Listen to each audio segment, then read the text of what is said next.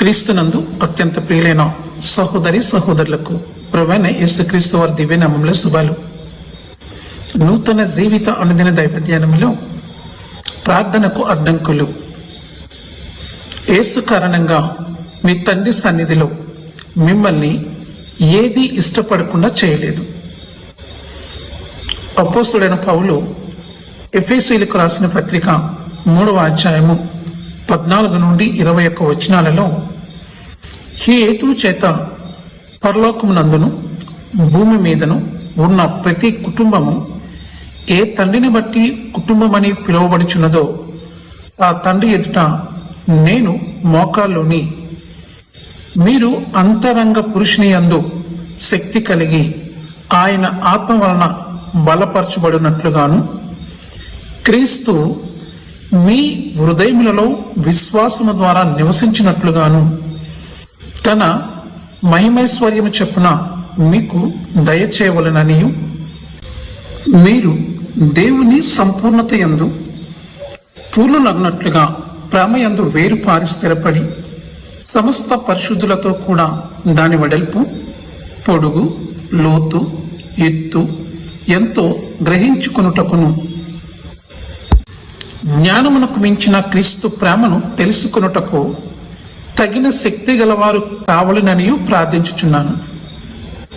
మనలో కార్యసాధకమైన తన శక్తి చెప్పున మనము అడుగు వాటన్నిటి కంటేను ఊహించు వాటన్నిటి కంటేను అత్యధికముగా చేయ శక్తి గల దేవునికి క్రీస్తు యేసు మూలముగా సంఘములో తరతరములు సదాకాలము మహిమ కలుగునుగాక.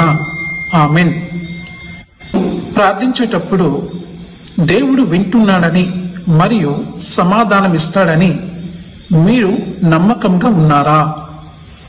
లేదా మీ మాటలే వినబడుచున్నాయని మీరు సందేహపడుతున్నారా? ఆరోగ్యకరమైన ప్రార్థన జీవితానికి కొన్ని అడ్డంకులను పరిశీలిద్దాం. మొదటిగా ఏకాగ్రత లోపించడము. దీనివల్ల దేవునితో మన సంభాషణకు అడ్డుగా ఉంటుంది.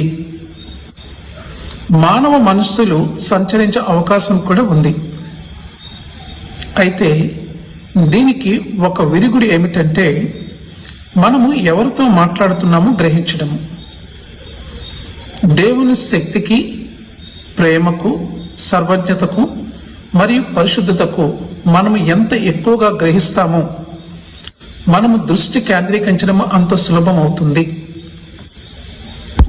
రెండవదిగా మనము సర్వ సృష్టికర్త అయిన దేవునితో మాట్లాడడానికి అనర్హులంగా భావించవచ్చు. పాపము పట్ల అపరాధ భావన ఆయనతో ఒంటరి సమయం గడపకుండా ఉండటానికి మనల్ని ప్రేరేపించవచ్చు. కానీ ఆయన మన తప్పులను తన వెలుగులోకి తీసుకురావాలని కోరుకుంటున్నాడు. మన స్వంతంగా మనం ఎప్పటికీ స్వచ్ఛమైన పరిపూర్ణమైన సమక్షంలో ఉండడానికి అర్హులము కాము. కానీ యేసు మరణము మరియు పునరుద్ధానము మనకు క్షమాపణ మరియు అంగీకారాన్ని తెచ్చిపెట్టాయి. కాబట్టి మనము తండ్రి వద్దకు స్వేచ్ఛగా రావచ్చు.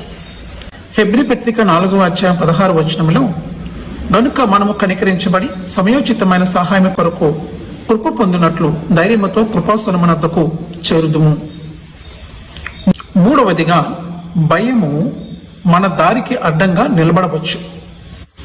కొంతమంది ఆందోళన చెందుతారు, నేను సరిగ్గా ప్రార్థించకపోతే ఎలా ఉంటుంది? కానీ దేవుడు మన హృదయాన్ని కోరుకుంటాడు, పరిపూర్ణమైన మాటలు కాదు.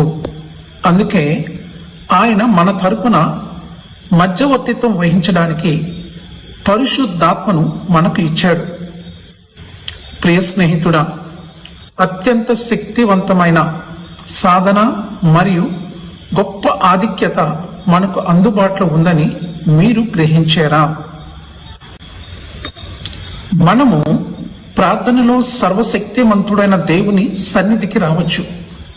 మన పరలోకపు తండ్రి మన స్తుతులు, ఒప్పుకోలు మరియు అభ్యర్థనలను వినడానికి ఎల్లప్పుడూ వేచి ఉంటాడు.